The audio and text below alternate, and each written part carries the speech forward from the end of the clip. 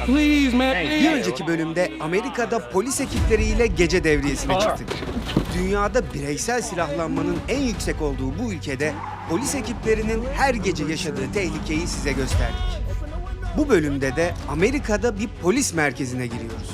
Burada operasyonların nasıl yönetildiğini sizlere göstereceğim. Bu bölümde gece baskını ile yakalanan dolandırıcıları, helikopterle araç takibi yapan birimleri ve Türkiye'de uygulansa büyük tartışmalar yaratacak Amerika'nın suçla mücadelede kullandığı sistemleri göreceksiniz. Amerika, Jacksonville'deyiz. Gelecek bölümde de SWAT ekiplerinin eğitim tesislerine gireceğiz. Eğitimlerinin ardından sizlere Amerika'da gerçek SWAT baskınlarını göstereceğim. O yüzden abone olmayı unutmayın. Geceye çetelerle mücadele ekibiyle devriyeye çıkarak başlıyoruz. What happened? One of our guys just spotted up a gang member that he recognizes. What is the name of this gang? I don't want to say the name of the gang because it gives them street cred. Boulevard Yeah. 19. So I don't ever give them recognition. Yeah. Get over there and see what he's up to tonight. I'm gonna let them get up on 95 and see where they go. Or y'all wanna stop them before they get up? But he is a gang member here locally in Jacksonville. No way.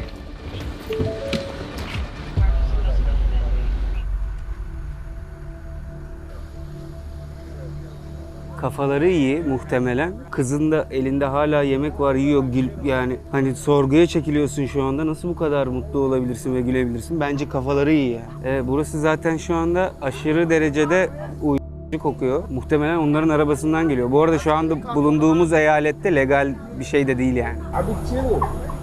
What about that time you threw the gun out the door and you was backing in on San Juan over there? That's needles, man. That's needles.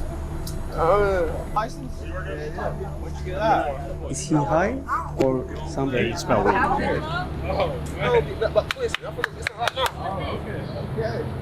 Watch me on Instagram, bro. 12 inches, dude. Dildo var isterseniz diyor. Hani arıyorsanız diyor. Tek bulabileceğiniz şey dildo diyor. Bagajında dildo varmış birkaç tane yani böyle seks oyuncakları falan. Çok saçma bir sahneydi. Polisle dalga geçti, güldü ve bastı gaza gitti yani bir şey bulamadıkları için. İnanılmaz. Zaten diyor ki tanıyoruz artık diyor. Bu sürekli böyle vakalarda karşımıza çıkan bir tip diyor. Traffic crash of some sort. What does your wife say about your job? My wife doesn't know a lot of the things that I do, and that's more so she doesn't understand the gravity sometimes of how dangerous the job is. You got anything up on? You went to prison for what? Driving, right? Yeah, for driving. But I got my ticket's paid off. All I gotta do is renew it. You see, I ain't got nothing. I don't got time for that. I know what type of time. Sometimes we know these people better than we know our family. We're always going to be looking after him because he's shown to have, no care in the world of human life, what we call diss on social media, where he's talking about rival oppositions, rival groups. And, we're always going to keep close contact with him, and he's very aware of that. And so, in return, that usually keeps him out of trouble. Burada sosyal medyaya da çok bakıyorlar arkadaşlar. İşledikleri suçları rap kliplerine dönüştürüyor, gücü ve parayı bir vitrin gibi kullanıyorlar. Bu videolar onlar için yalnızca müzik klibi değil, yeni elemanlar toplayabilecekleri birer propaganda aracı. Dijital bir mesajın gerçek dünyada patlayan bir silah anlamına geldiğini bilen Jacksonville Polis Merkezi, sosyal medyayı anlık olarak takip eden bir sistem kurmuş. So this is the Police Memorial Building. It's headquarters for the Jacksonville Sheriff's Office. We have about 3,800 employees. We protect about 1 million people that live in Jacksonville. 911'e gelen her çağrı saniyeler içerisinde ekranlara yansıyor. Gelen çağrılar listeleniyor ama sıradan bir liste değil bu. Hangi ihbar hayat kurtaracak, hangisi birkaç dakika daha bekleyebilir, bu odada karar veriliyor. Türkiye'de 112'ye gelen çağrılar nasıl ayrıştırılıyorsa burada da benzer bir mantık var. Çağrı geldiği anda en yakın ekip olay yerine yönlendiriliyor. Bu sistemde yapılabilecek tek bir hata yalnızca ihbarı yapanı değil, olay yerine giden polisleri de tehlikeye atabilir. O yüzden bu odada verilen kararlar çok kritik. Şerif de şehir genelinde hangi saatte, hangi bölgede kaç polis olması gerektiğini, nerede riskin yükseldiğini, nerede bir kırılma yaşanabileceğini bu sistemden anlık olarak görüyor. Hey, Sheriff. How you doing? Is all good? It's all good. Good to see you guys. Thanks for having us. Thanks for coming. It just means a lot. It's a big time for us. What's that all about? Can you explain to us? And this is an overview of the current calls that are taking place in Jacksonville right now. In the city of Jacksonville in Duval County, there are 127 current calls that are ongoing, right? And priority 1 calls, those are serious calls, whether they be car accidents where someone's injured or maybe a fight that's in progress. Those are priority 1 calls that are happening right now. Priority 2 calls are here that are not as serious, priority 3 and priority 4 calls. So we prioritize our calls to make sure we get to the most serious ones first. And then here's our response time overall, 14.1 minutes. And then our response time to priority 1 and priority 2 calls is 7 minutes. So it tells me what's going on, where it's going on over here. It tells you what's going on over here. And then if I need to, I can go to one of the red calls. Click on that and it tells me what it is. It tells me that it happened at 6:40 a.m. It's a signal 62, which is a person that's been cut. It's a priority 1 call and we go from there. And it tells you the location where it happened. 911 ekiplerine hiç unutamadıkları bir çağrı olup olmadığını sordum. Oh gosh, one call. So I took a call a couple years ago and it was a female screaming and I was able to use our technology to find her location and I was able to send the call quickly. There was a patrol officer nearby on a traffic stop and he heard gunfire. And with the address that I had given, the officer was able to get to the location. And a toddler had been shot in a drive-by shooting. That officer was able to safely take that child to the hospital. I already have pressure on her. Go. And get that child medical attention. That child is alive today. That's why I keep coming back to work. Because I got to make a difference by getting that officer the address he needed. That officer is the hero. He got out there and jumped into action. He did everything to save that child. So that's one of those calls that sticks out in my mind. So in the bad days, I think about the fact that that child's alive, and that's why I keep coming back. It's just being a little part of a big team. We've had a lot of success, and I attribute that success a lot to my staff, my undersheriff, my directors, and my chiefs, and then the men and women that do this job every single day. Our sheriff, TK Waters, took over in office about 2 years ago. He took a lot of pride in this community. He made it a point to bring crime down because he lives here as well. And so he took a lot of responsibility in that. And in return, that's reflecting on our agency. But this job has been very rewarding. Yeah. And there's a lot of pride when, for the year of 2024, we saw record dips in our violent crimes to include murders and robberies and stuff. And so that helps me sleep at night. Amerika'da genellikle kadın ve çocukların mağdur olduğu cinsel suçlar son derece ciddiye alınıyor. 1994'te yaşanan trajik bir olaydan sonra Megan yasası kabul edilmiş. Bu yasayla her eyalette bir cinsel suçlu kayıt sistemi kurulmuş. Tahliye edilen hükümlüler yaşadıkları yeri, çalıştıkları adresi, hatta araç plakalarını bile polise bildirmek zorunda. Offender Watch uygulaması üzerinden suçluların fotoğrafını, adresini ve suçunu harita üzerinde herkes görebiliyor. Bazı durumlarda polis kapı kapı dolaşıp mahalleyi bizzat bilgilendiriyor. Amaç cezalandırmak değil, aileleri uyarmak ve önlem almalarını sağlamak. Ayrıca Amerika'da taşınmayı düşündüğün bir mahallede hangi suçların işlendiğini online olarak görmek mümkün. Crime Mapping uygulaması üzerinden bölgeyi seçiyorsun. Bir suç işlendiğinde sistem sana anlık olarak uyarı gönderiyor. Ne oldu, nerede oldu, ne zaman oldu hepsi açık. Öncelik net.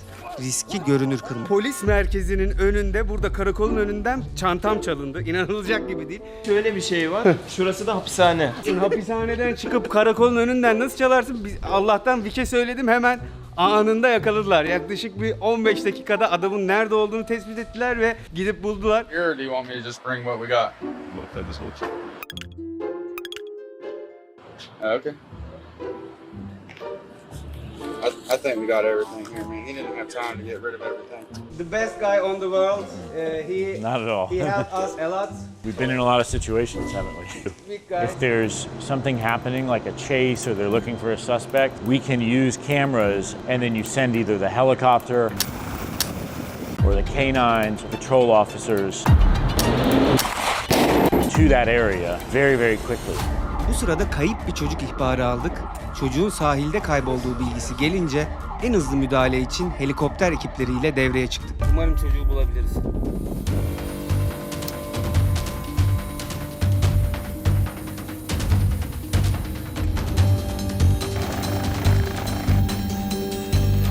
Sadece birkaç dakikada sahile ulaşmamıza rağmen çocuk ailesi tarafından bulunuyor ve biz de devriyeyi tamamlayıp geri dönüyoruz. Dakikalar içinde müdahale gereken durumlarda helikopter birimi ilk devreye giren ekip oluyor. Did you ever heard about baklava? Yes. I lived in Europe for a while, and then a lot of friends. Oh yes, sir. A lot of friends. Want me to try it right now? Yeah, please. Oh, a lot of friends of mine who It's not fresh, but that's what we have. it's delicious. Delicious. Thank you so much. You're welcome. I'll finish that later. You want it back? I'm gonna hold it. Hey, don't take it. I'm gonna tell you this, a little secret. My wife retired from the sheriff's office in Jacksonville, and then my son, my oldest son, is a police officer in District 2. Devreye atacağımız arkadaşlar Şerif'in çocukları arkadaşlar. Eğer ki bir suçlu bulursak peşine takılacağız. Yine aynı şeyler. Hey guys, how are you doing? Good. How are you? Are you recording now? Yeah. Amerikan polislerinin kullandığı araçların içinde neler var? Hangi sistemlerle çalışıyorlar? Buna yakından bakmak istedik. Bu yüzden incelemek üzere iki farklı polis aracını otoparka getirdik. Car radio. We can talk from car to car. Or I can speak with HQ. If I put it on the other, this is my PA system. So if I talk on it like this, you can hear it outside the car. My light switches are here. Turn my lights on and off. Yeah, cool. Bu da eski model olan arkadaşlar. Aslında birebir aynılar. Can you You show want me us? to tase you? Yes, if it's possible. Yeah. There's a taser here. Well, All right. Can I try? what, the taser? No. Unfortunately not. Unfortunately not. Okay. And here's the back seat. This is where you get the free ride. Yeah. You think? Yeah, you get a free ride. It might not be where you want to go, but it's a free ride. All right. So now when you get in there, somebody's gonna have to help you get out because you can't open it from the inside. He's like a prisoner. You might have to take a shot at that one. Onur'um. Brom. Bak ne güzel bir deneyimin tam ortasındasın ya. Normal koltuk değilmiş lan. Bu sert koltuk. Sert koltuk, evet biliyorum. Onur'um çok güzel bir deneyim, öyle düşünelim. Bir suçlu bulursak ne olacak? Senin yanında mı oturacak? Harbiden nasıl olacak o iş? Neyse bakarız. Gidelim ben yanında En kötü yan yana oturursun sen. Hadi lan oradan. Ne yapalım? Suçlular sokakta mı kalsın? We're going to a higher crime area. One of the areas that we talked about earlier, that we have a really big drug problem, mainly fentanyl. A lot of homeless people that you know are addicted to drugs. A bunch of them I know already. I know by name. I know they're using drugs. There's just not a whole lot I can do. So this house here, there's a huge, I guarantee you if we go back here right now, this house right here is full of homeless people that use drugs. Wow. And they could be back there using drugs at the moment. Is it illegal to use drugs here? It's illegal to possess. So I can't arrest somebody for being high, right? It's not a crime. It's a crime to be in possession of it. It's a crime to drive under the influence. But if they're just walking around and they're not committing any infractions and they've been smoking marijuana or something like that and they're high, I know they're high. There's not much I can do about it. There we go. What's happening? I'm on the way to a traffic crash with injuries.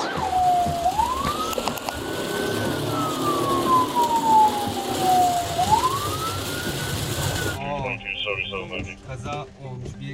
Bir araba eve girmiş. Go up here and see what's going on. You're welcome to get out if you like or stay in here. The other officer is? Yes, sir. Okay. They're talking to the other two. Okay. Awesome. Sweet. I'm gonna go inside real quick and then I'll be right back, okay? Excuse me. He went upstairs. How you doing, sir? Yeah, we're good. Okay. New driver. Oh no, he hopped the curb and oh man. We're all Okay. Thanks for stopping by. All right, no doubt. Here's 231 North 1090. So it's a teenage driver with dad ran into the building. Nobody hurts, right? Nobody's hurt. Everybody seems to be fine. That's a good thing. It's always a plus. Yeah. 447 Ocean Street. C428. Hey! 6428. Devriyemize devam ederken bir araç gözümüze çarpıyor.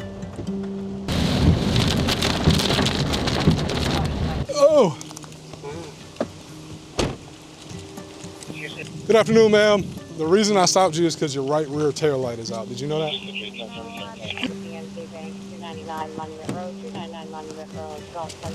If everything's good, she's kind, she's polite. Everything's good. She's a mother of nine children. She has nine children. Yeah. Wow. I'm gonna cut her loose. She doesn't need any tickets with 9 children. I'm gonna let her go and tell her to have a nice day.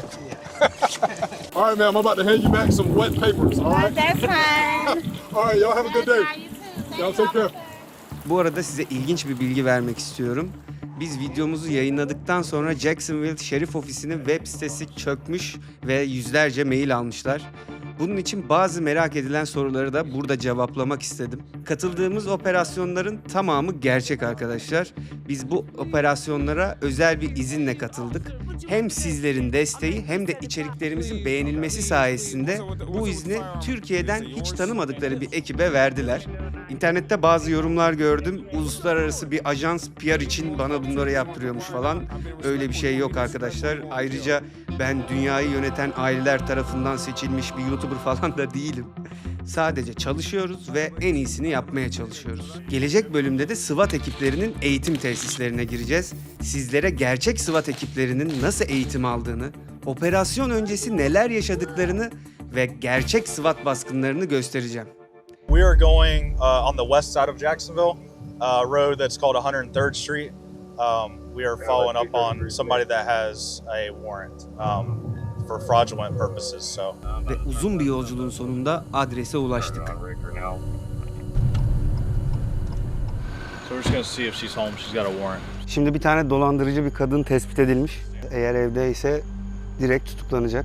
Talk to me for a second, okay.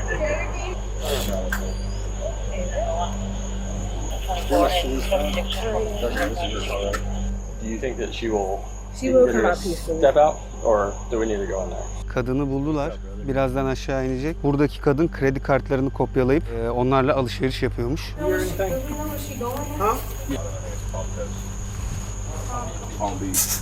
Kadını şu anda tutukladılar.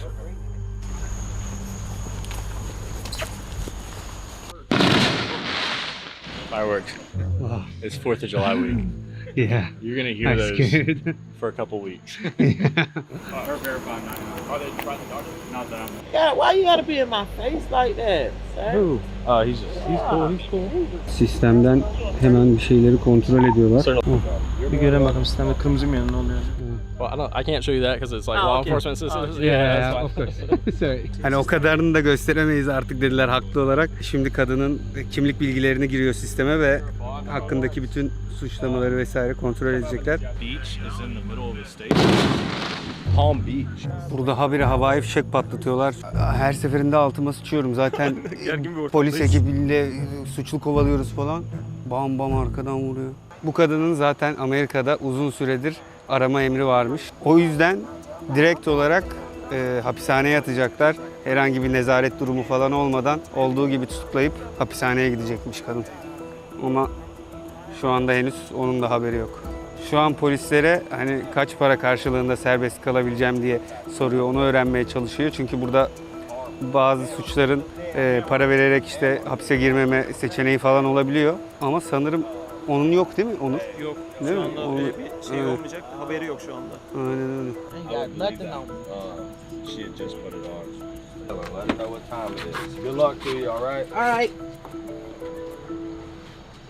I'm just gonna read your rights real quick if you want to listen up. And you have the right to remain silent. Anything say can... Amerika'da sık sık duyduğumuz sessiz kalma hakkına sahipsin cümlesi 1966'da görülen bir davaya dayanıyor.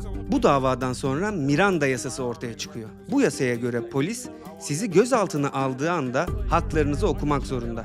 Eğer bu haklar hatırlatmadan ifade verirseniz avukatınız o ifadeleri geçersiz saydırabiliyor. What's up with the firearm and the weed? Is it yours? Yes, please. No, Ama bizde bu bilgilendirme genellikle emniyette ya da şüpheli hakları formu üzerinden yapılıyor.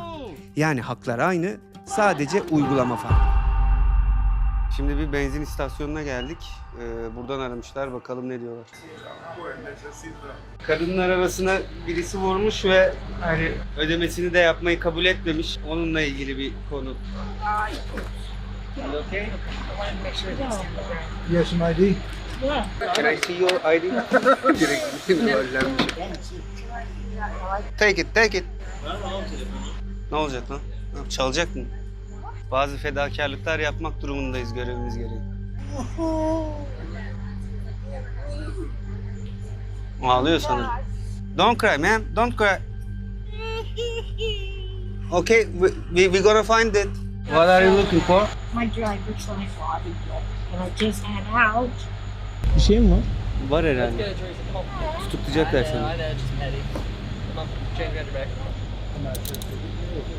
Has anyone ran you before?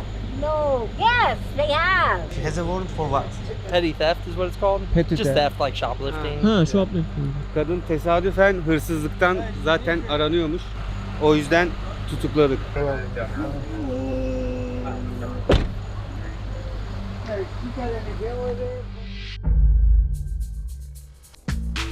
Ve şu anda saat 4:30 civarı, bütün gece devriye atacağız. Muhtemelen saat sabah 3'e 4'e kadar dolaşacağız ve bakalım şehirde ne tarz suçlar göreceğiz bugün. Burada her an farklı bir şey görebiliyorsunuz çünkü buradaki insanlar gerçekten çok çılgın. Şu durumu da bir açıklayabilir misin? Ve Onur Ne yazık ki Yine arka şöyle bir tarafta. durum oldu. Ben arka taraftayım ve kapıları açma yeri yok. Herhangi bir tutunacak bir yer yok. Şurada kalıyorsun. Aa, cam açılıyormuş. Ha, bu cam Çok açılır, iyi. buraya da Çünkü tutunursun havalandırma bak. yok. Bu Havalandırma fena değil. Daha aynen. ne olsun be oğlum? Şu an iyiyim ben. Şu an çok iyi. Bu akşam Mike'la birlikteyiz arkadaşlar. So this will be my patrol speed. I don't know if you, hopefully you can get a good view of that. Yeah. And then, so basically, so it's scanning cars that are coming at me right now. So this car is going 32 miles an hour. This car is going 40. So yeah, so it's shooting a radar beam out, and then it's picking up any car that's coming at me. Benim çok hoşuma gitti. Yani giden bir araba karşıdan gelenin ne kadar hızlı geldiğini hesaplayabiliyor ve ona göre tık diye ceza kesebiliyor. Are we hiding or? No, we'll be in the open. We're not gonna hide in a bush or anything. They say some law enforcement hides, but we're not. Burada Mike'a başına gelen en komik olayı sorduk. So I had a guy I stopped. So I was sitting at the bridge up here, and he's coming down the bridge, and he's going. I had him at 108 miles an hour. He was going on the highway. We stop him, and I go, "Hey, any reason why you're going 100 miles an hour, 108?" And he said, "He goes, I have to use the bathroom." And I was like, "Well, there's a gas station right there that has bathrooms." He was from Africa, so he uses a beignet. I forget what they're called, the toilets where they use water instead of toilet paper.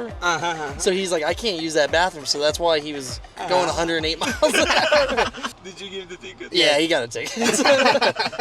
Ve radarımıza bir araç takılıyor. He has a 60 mile, right? Yep, 60 and a 45. Yakaladık seni. They're going up on the curb. Stopped you at 60 and a 45. So what I'm gonna do is I'll check, I'll see if she's had any like recent tickets or anything. Obviously, we're trying to be fair to people out here. We're not. Yeah. If I wrote her a ticket for 15 over, it would be the actual ticket would be $254. Devriyeye devam ederken netleştirmem gereken konular vardı. Az evvel dedim ki hani donut yemiyor muyuz ya, hani hep filmlerde görüyoruz falan. Yeah, that's a stereotype, but I don't. Not that. I'll be honest with you, I don't think I've ever eaten a donut in uniform. So.